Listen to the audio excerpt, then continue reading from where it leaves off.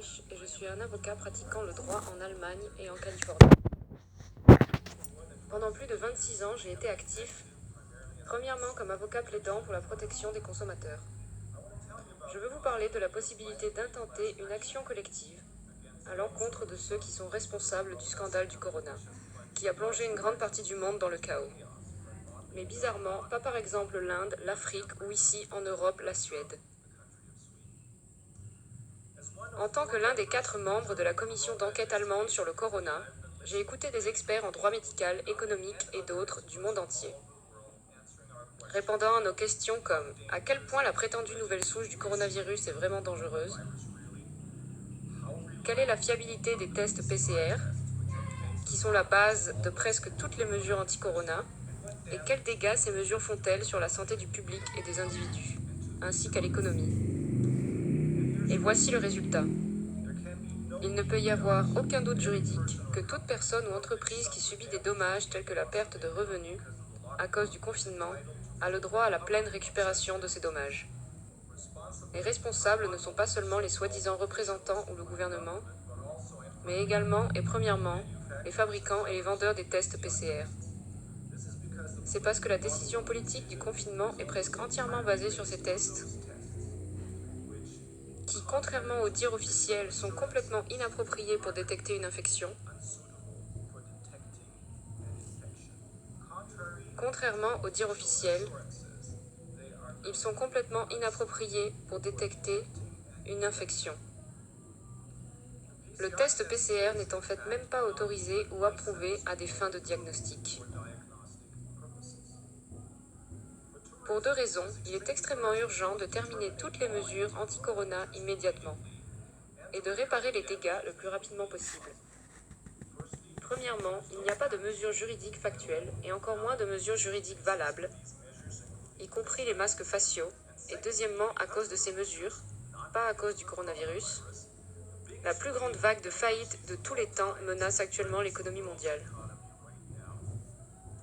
Et cela affectera particulièrement les moyennes entreprises, les petits business et les travailleurs indépendants, qui ici en Allemagne constituent l'épine dorsale de l'économie allemande, qui est responsable de 65% de tous les emplois ici en Allemagne.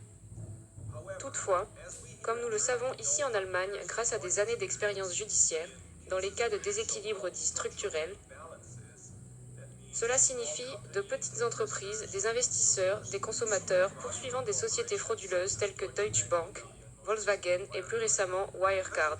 À cause de cette expérience ici en Allemagne, nous savons que la justice allemande n'a pas l'indépendance politique nécessaire pour appliquer la loi à ces acteurs politiquement et économiquement puissants. Pour cette raison, un tribunal régional ici en Allemagne vient de faire la une des journaux, quand il a renvoyé une affaire de fraude diesel contre Volkswagen à la Cour de justice européenne, demandant à la Cour de confirmer que la justice allemande n'a pas l'indépendance politique pour trancher correctement et sans préjudice un tel litige. Dans cette situation, un véritable recours collectif de style américain peut aider. Voilà comment ça marche aux États-Unis. Si un grand nombre de personnes ou d'entreprises souffrent du même type de dégâts, par exemple dommages monétaires dus à la perte de revenus, en raison du même comportement ou de la même infraction, le confinement, un tribunal peut permettre que les affaires qui en résultent soient jugées dans le cadre d'un recours collectif. Le tribunal le publiera ensuite généralement dans la presse écrite, globalement accessible, si nécessairement également à l'international, afin que chaque individu qui a souffert de tels dégâts peut décider si oui ou non, il ou elle veut rejoindre le recours qui est le groupe de plaignants. Les avantages du recours collectif est qu'une seule plainte est déposée, à savoir par un représentant du recours.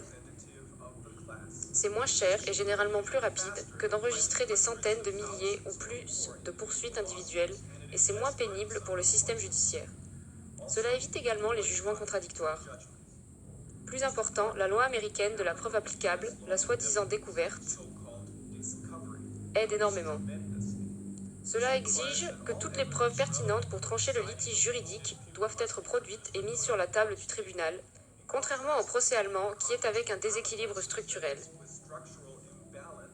Ce dont je viens de parler. La rétention ou même la destruction de preuves ne reste pas sans conséquence devant le tribunal américain.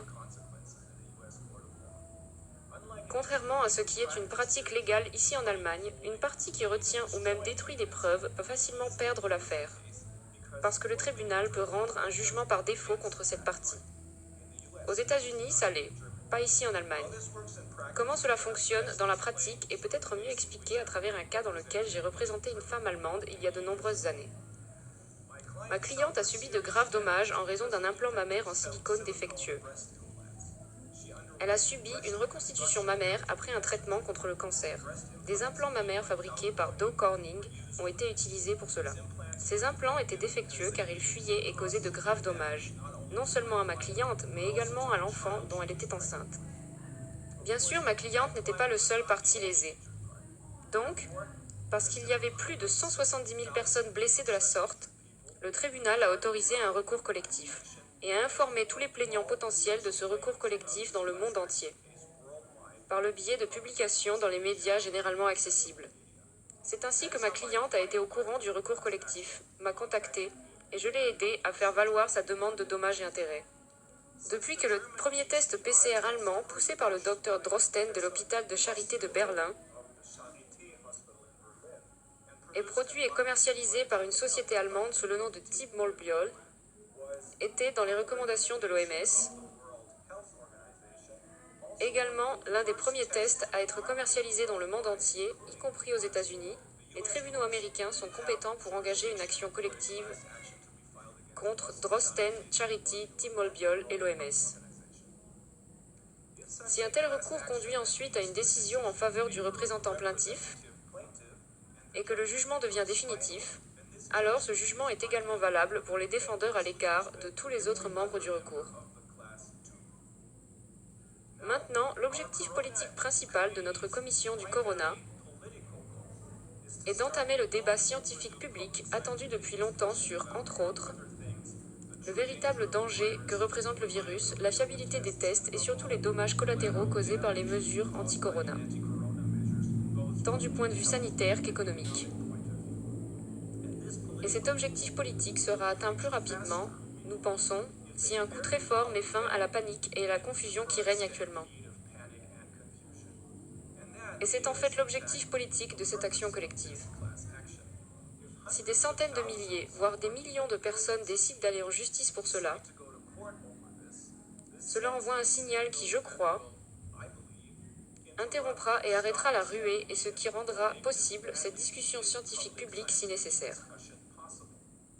Ainsi, plus le prix des dommages et intérêts est élevé, plus le bruit sera fort. En outre, il est non seulement juridiquement possible d'indemniser les victimes des mesures anti-corona, mais cela a également un sens économique très clair.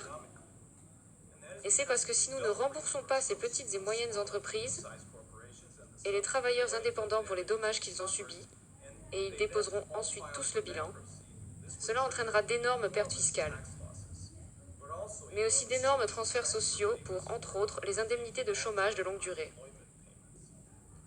Et cela coûterait de toute façon beaucoup plus cher que d'indemniser les parties lésées maintenant, et de mettre immédiatement fin à ces mesures, afin que les parties lésées aient une chance équitable de redémarrer leurs activités. Merci.